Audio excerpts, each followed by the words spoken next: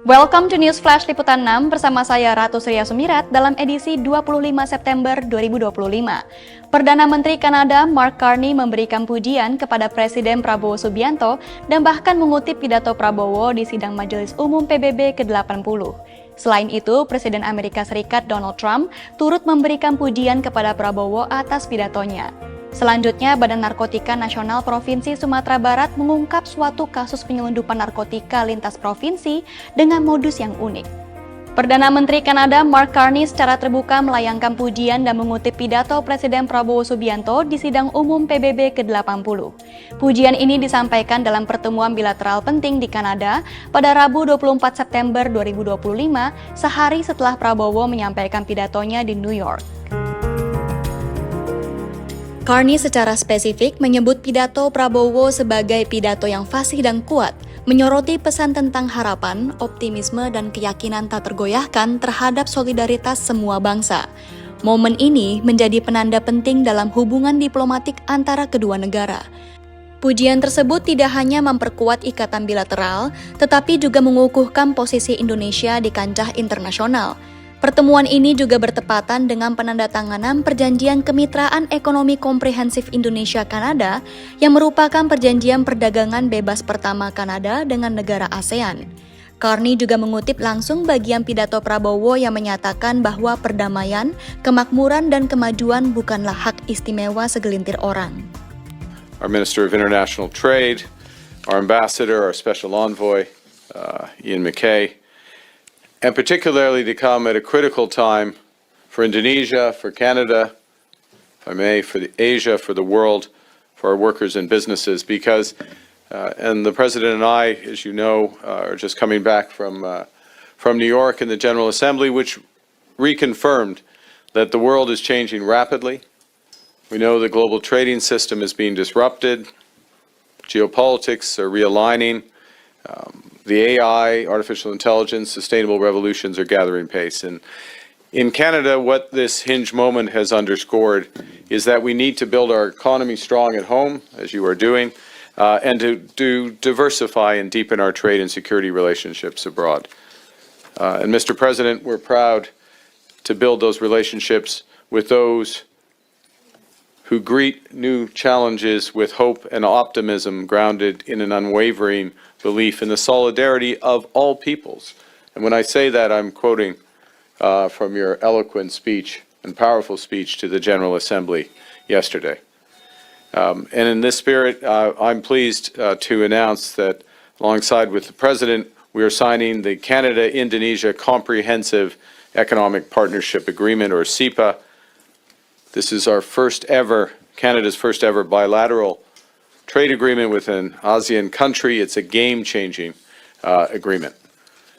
Once it's fully implemented, it means that over 95% of the tariffs on Canada's current exports to Indonesia will be reduced or eliminated. They will all be at preferential rates, making our exports obviously far more competitive and giving Canadian workers and businesses greater access to a market of over 300 million people, a GDP of $2 trillion that will rise rapidly given your policies.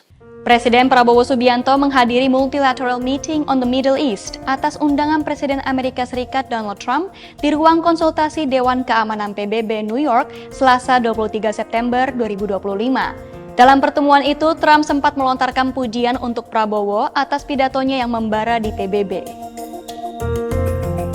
Trump menilai gaya komunikasi Prabowo dalam pidatonya mampu menggugah perhatian para pemimpin dunia. Bagi Trump, gaya Prabowo telah menggetarkan meja dan menjadi simbol keberanian dalam menyuarakan keadilan di forum internasional.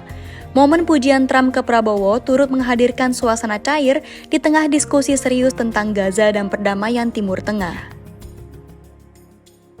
Very important meeting. It's going to be a meeting with great leaders from a very important part of our planet, the Middle East, and we want to end the war in Gaza. We're going to end it. We're going to end it. Maybe we can end it right now.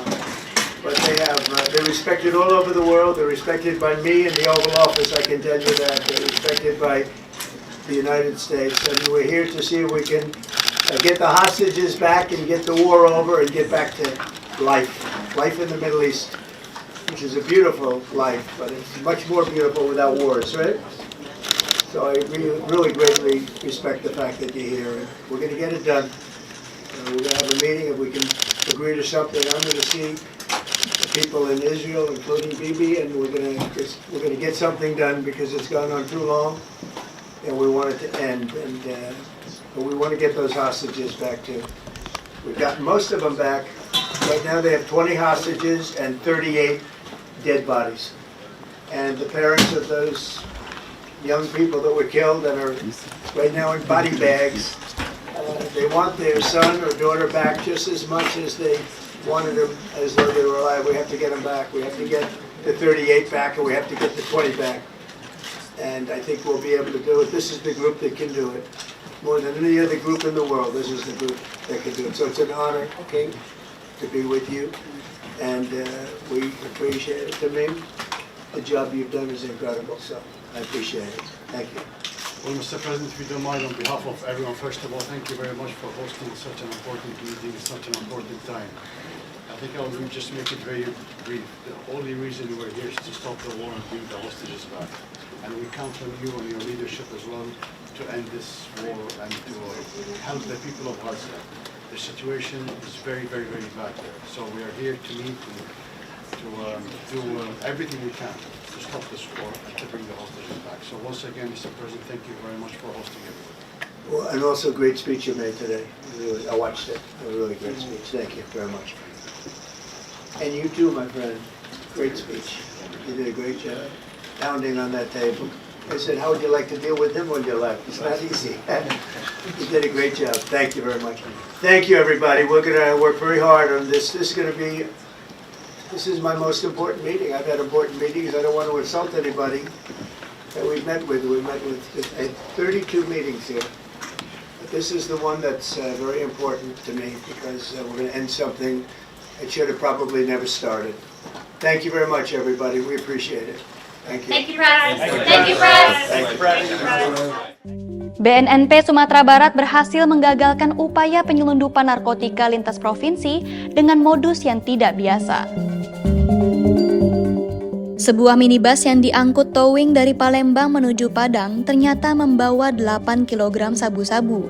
Barang haram itu dikemas dalam plastik bergambar durian dan disembunyikan di bagasi. Petugas yang sudah membuntuti pergerakan pelaku langsung menghentikan towing tersebut di Jalan Raya Indarung. Menurut keterangan pelaku, sabu-sabu itu rencananya akan diedarkan di sejumlah lokasi. Gambar durian ya. Mau nak kira bente ya. 108 contoh aja ya. Bentuk bente dalamnya model garam bente. Ah, modelannya model tawe. Masih bente ya. Memang sabu. Apa namanya? Yang kare. Oh, dari mana, Bo? Dari mana, Bo? Palembang. Itu hitam. Avanza? Orangan baru ada talok penganggor. Oh, siapa? Jam. Juta? Baru juta? Mana juta? Masih cepat. Dari Kuala.